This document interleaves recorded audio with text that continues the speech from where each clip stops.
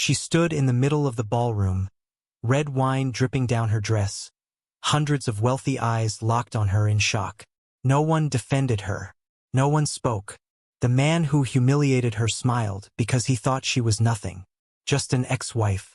Just a woman he had discarded on his way to success. What he didn't know was that every deal he'd closed, every promotion he'd celebrated, every luxury he enjoyed, all of it existed because she owned the company he worked for. Moments later, the board would be called to order. Her name would be announced, and his world would collapse in silence. This isn't just a story about revenge.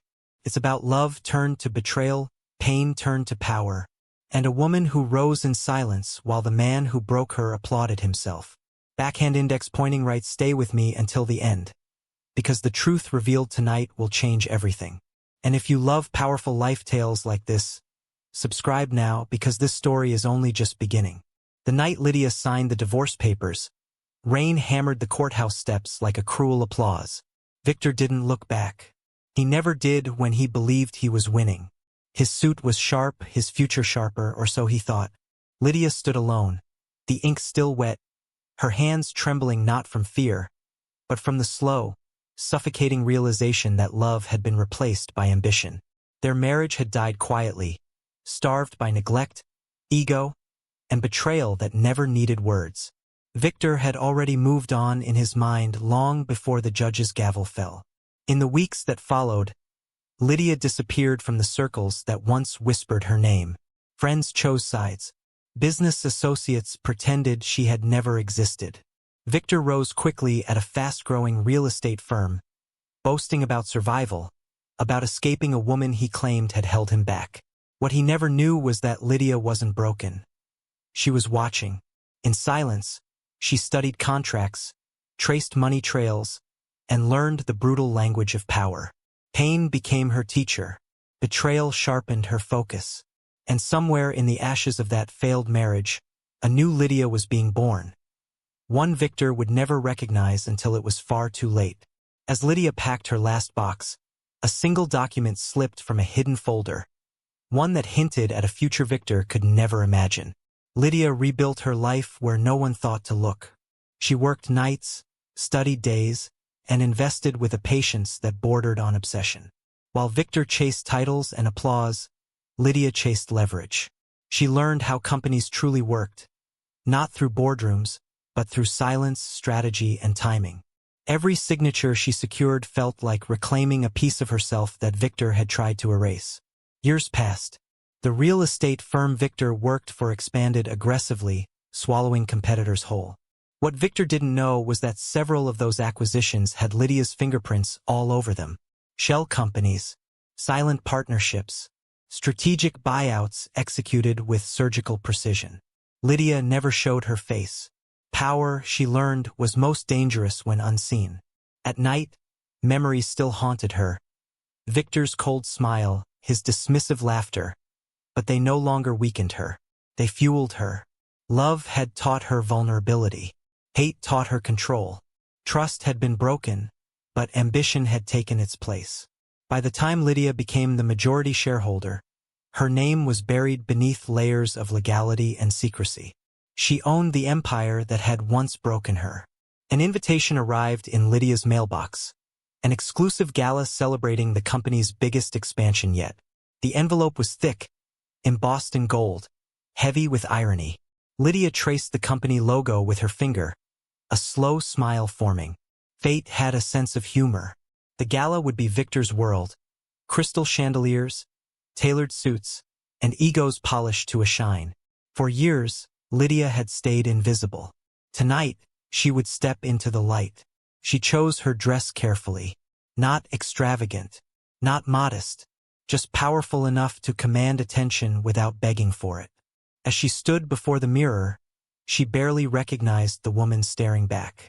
Gone was the wife who waited for affection. In her place stood an owner, a strategist, a survivor. Still, her heart raced, not from fear, but from anticipation. Across the city, Victor rehearsed his speech, confident and untouchable. He believed the night would crown him. Promotions were rumored, applause guaranteed. He had no idea that the past he had buried was about to walk into the room wearing quiet authority. As Lydia stepped into the gala hall, Victor's eyes locked onto her and filled with contempt. The room fell into a hush when Victor saw Lydia. Recognition flickered, then hardened into disdain. To him, she was a ghost that should have stayed buried. Whispers rippled through the crowd as he approached her. Wine glass in hand, arrogance dripping heavier than the red liquid inside. "What are you doing here?" he sneered, loud enough for nearby guests to hear. Lydia met his gaze calmly, her silence unsettling him. The years of resentment boiled over. In one cruel, impulsive motion, Victor poured the wine over her dress. Gasps echoed. Cameras flashed. Humiliation burned, but Lydia did not flinch. She stood still, wine dripping like blood, eyes steady. The crowd waited for her to break. She didn't. Instead, she smiled, softly, knowingly. Victor laughed, mistaking her composure for defeat. He had no idea the stage was already set. A voice boomed across the hall, calling the board meeting to order. The music stopped. Conversations died mid-sentence. The board members took their seats, faces solemn. Victor straightened his jacket, convinced the night was still his. Lydia walked forward, heels echoing like a countdown. "And now," the chairman announced, "we welcome our majority owner."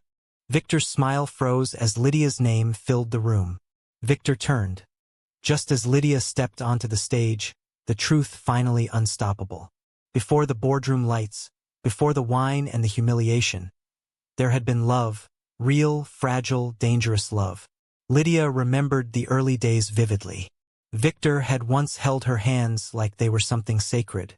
They had dreamed together in tiny apartments, sharing cheap meals and expensive hopes.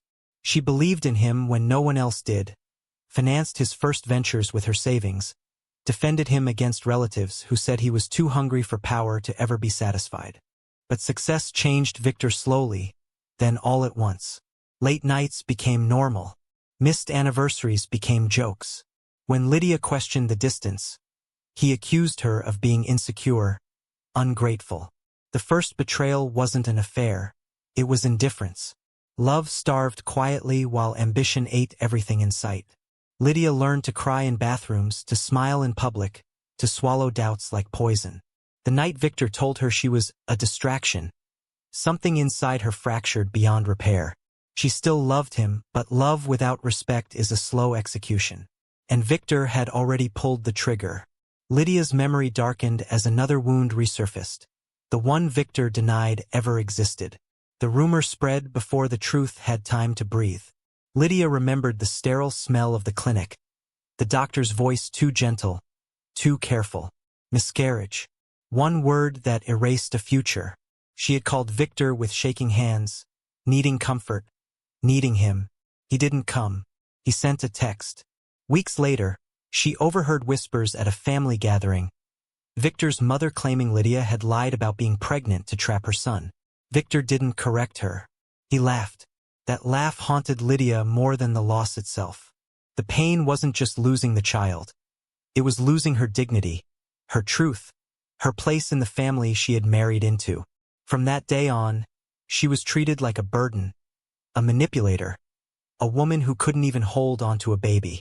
Victor's silence became agreement. His ambition needed distance from weakness, and Lydia's grief was inconvenient. She buried the child in her heart and buried her marriage soon after. But betrayal didn't end with rumors. It followed her home.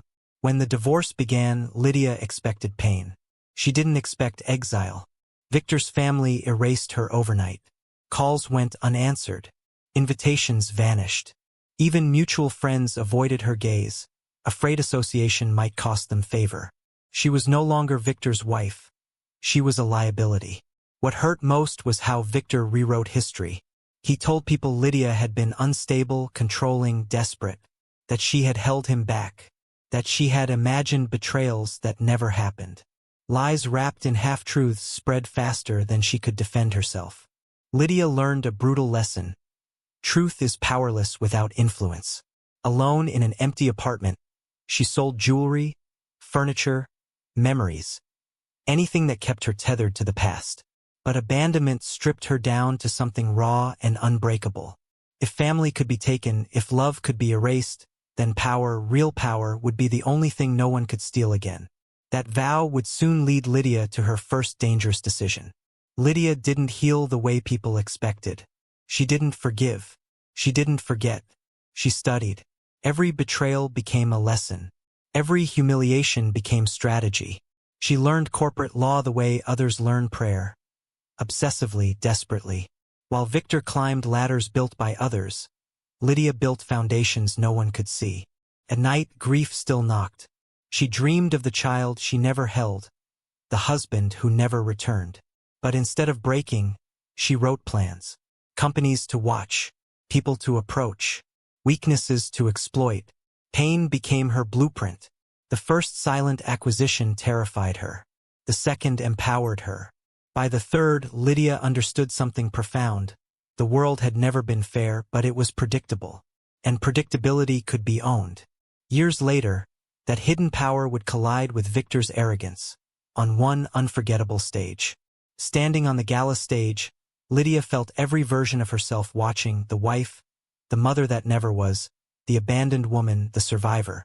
Victor stared at her like he was seeing a ghost forged by his own sins. His hands trembled. His power evaporated. "This company," Lydia said calmly, "exists because I believed in it when others didn't." Her eyes met Victor's. "Including you." The room held its breath. Love had died here once. Tonight, something else was being buried: Victor's illusion of control. But humiliation was only the beginning. Lydia hadn't waited years just to reveal her name. The gala ended without music. Guests left in uneasy clusters, whispers following Victor like shadows he couldn't outrun. Just hours earlier, he had been the symbol of ambition rewarded. Now he stood alone near the stage, watching Lydia surrounded by board members who spoke to her with reverence. No one looked at him the same way anymore. Victor tried to laugh it off, to convince himself it was a misunderstanding that would be cleared by morning. But the look said otherwise. Security avoided his eyes. Executives he once commanded now nodded politely and moved away. Power had shifted, and it was unmistakable. Lydia didn't gloat. She didn't need to. Her silence was sharper than any insult. That night, Victor returned to his penthouse and poured himself a drink he couldn't swallow. The walls felt closer. His phone buzzed endlessly, messages not of support, but of curiosity. People wanted explanations. He had none. For the first time in years, Victor felt something unfamiliar crawling up his spine. Fear. By morning, fear would become reality. Victor arrived at the office early, determined to reassert control. But his access card blinked red. Once, twice, denied. Confusion gave way to panic as HR escorted him to a glass conference room where 3 board members waited, none of them smiling. The words hit him like blows. Administrative suspension. Pending investigation. Conduct unbecoming of leadership. The wine incident had gone viral overnight, stripped of context, framed as cruelty. Victor protested, blamed Lydia, called it a personal dispute. The chairman's reply was cold. "You humiliated the owner of this company."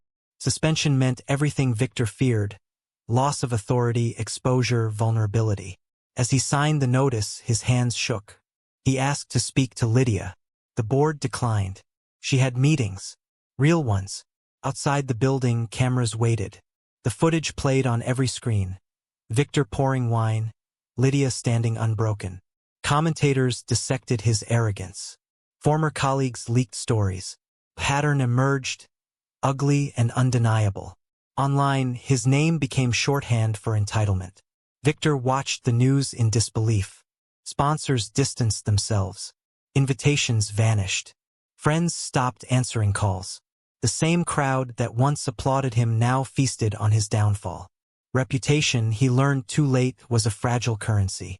In contrast, Lydia's story unfolded differently. Articles praised her restraint, her quiet rise, her resilience.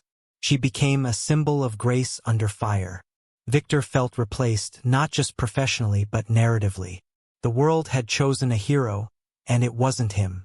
But the worst betrayal was yet to come. Victor was summoned back, not to reclaim his role, but to witness its erasure. The boardroom felt colder than he remembered. Lydia sat at the head of the table, composed, unreadable. They spoke of restructuring, of culture, of values. His name appeared on slides labeled risk. When the vote was called, no one hesitated. Termination passed unanimously. Even those he had mentored looked away. Victor finally spoke, voice cracking. "You built this to destroy me." Lydia met his eyes. "No," she said softly. "You destroyed yourself. I just stopped protecting you." With his career gone, Victor had only his past left to face. Victor left the building with a box of belongings and nowhere to go. The city felt louder, harsher. Billboards bore faces of people still winning. He was no longer one of them. That night, alone, memories flooded back. Lydia waiting, Lydia crying, Lydia believing. He saw the cost of every choice he had dismissed. Regret arrived late, heavy, unforgiving. Across town, Lydia looked out over the city she now controlled. Victory didn't taste sweet. Tasted quiet, necessary. But power always demands a final reckoning, and Victor wasn't done falling yet. Victor spent weeks chasing shadows. Former allies refused meetings. Lawyers stopped returning calls unless payment was guaranteed up front. Every door he once opened with a smile now required humility he didn't know how to offer. When he finally stood outside Lydia's office, desperation had replaced pride. He rehearsed apologies in the elevator mirror. None of them sounded sincere enough. When Lydia agreed to see him, it wasn't mercy. It was closure. Victor begged, voice breaking, blaming stress, success, misunderstandings. Lydia listened without interruption, her silence forcing him to hear himself. When he finished, she simply said, "You're apologizing because you're losing, not because you're sorry." Victor left emptier than when he arrived. With dignity gone, Victor turned to law. The lawsuit was thin, stitched together by resentment and rumor. Victor claimed wrongful termination, emotional distress, defamation. His legal team promised headlines. What followed instead was exposure. Lydia's attorneys dismantled him calmly, presenting emails, recordings, patterns of misconduct. The wine incident became evidence, not drama. Depositions forced Victor to relive moments he had buried. Each answer stripped another layer of denial away. The judge's patience wore thin. When the case was dismissed, reporters waited. Victor said nothing. There was nothing left to say. Desperate men seek public forgiveness. Victor posted a video apology, carefully lit, carefully worded. He spoke of growth, accountability, mistakes. Comments flooded in, unforgiving. People remembered the wine, the silence, the lies. Redemption couldn't be scripted. Interviews followed, each harsher than the last. Hosts asked about Lydia, about power, about entitlement. Victor stumbled. The more he spoke, the clearer it became. He still wanted sympathy more than truth. Lydia watched none of it. Victor had one final card to play. Victor wrote Lydia a letter, handwritten, raw, unsentimental. He spoke of regret, of the child, of the man he should have been. It was the first time he didn't ask for anything. Lydia read it slowly. The pain returned, but so did clarity. She didn't respond. Some closures don't require words. Victor waited. Silence answered. Silence can be louder than judgment. With options gone, Victor faced himself without mirrors or crowds. He sold his penthouse. He downsized his life. For the first time, survival mattered more than image. Across the city, Lydia signed papers that ensured Victor would never work in her industry again. Not revenge, protection. She chose peace over proximity. Victor watched the skyline one last time, realizing some losses are permanent. The final chapter would not be about Victor at all. For the first time in years, Lydia slowed down. The empire ran smoothly without her constant presence. Yet something inside her remained unresolved. Power had protected her, but it had not healed her. Late at night, when boardrooms were silent and phones stopped ringing, The memories returned. Hospital corridors, empty cribs that never existed, the quiet grief she never allowed herself to mourn. She visited the old neighborhood where her marriage had begun. The building looked smaller now, less intimidating. Standing there, Lydia finally allowed herself to cry. Not for Victor, but for the woman she had been. The wife who believed love could survive neglect. The mother who never got to hold her child. Healing, she realized, required acknowledgement, not denial. Lydia made a decision that had nothing to do with money. Lydia began funding a foundation quietly. No press, no galas. It supported women who had suffered pregnancy loss, abandonment, and economic erasure. In every grant approval, Lydia saw echoes of herself. She wasn't replacing what she lost. She was honoring it. One afternoon, she visited a community center funded by the foundation. A little girl tugged at her sleeve, asking if Lydia was the lady who helped Mommy. Something cracked open gently inside her. Motherhood, she learned, could exist beyond biology. Legacy could take many forms. Healing opened a door Lydia never expected to walk through. Lydia sold a controlling portion of the company, not out of weakness but choice. She retained influence without chains. The headlines called it shocking. Lydia called it freedom. She moved closer to the ocean, where mornings were quiet and unnamed. For the first time, her life was not defined by reaction or revenge. She planted a tree in her garden and named it Hope. Every new leaf felt like proof that life could grow again from broken soil. But the past still waited for one final acknowledgement. Lydia wrote a letter, not to Victor, but to herself. She forgave the woman who stayed too long, who trusted too deeply, who loved without armor. She burned the letter at sunrise, watching smoke dissolve into light. Across the city, Victor saw her name in the news one last time. Not in scandal, not in triumph, but in philanthropy. He understood then. She had outgrown him completely. The story would end where it truly began. Years later, Lydia stood at a dedication ceremony for the foundation's newest building. Children laughed nearby. Women hugged her with gratitude in their eyes. This was the empire that mattered. As the sun set, Lydia felt peace settle into her bones. Love had once broken her. Betrayal had forged her. But rebirth, that was her true victory. She walked forward, unowned, unafraid, whole. Some women don't get revenge. They get their lives back. And so Lydia walked away, not with vengeance in her hands, but with peace in her heart. She taught us that true strength is quiet, that power built in patience cannot be shaken, and that life reclaimed is the greatest triumph of all. Open book, do not say, I will repay evil. Wait for the Lord, and he will deliver you. Proverbs 20 verse 22. Sometimes, the most powerful revenge isn't what you do to others. It's what you build for yourself. If you felt the weight of her journey, hit like, subscribe, and share the story of pain, strength, and rebirth. Because some lessons in life are too powerful to miss.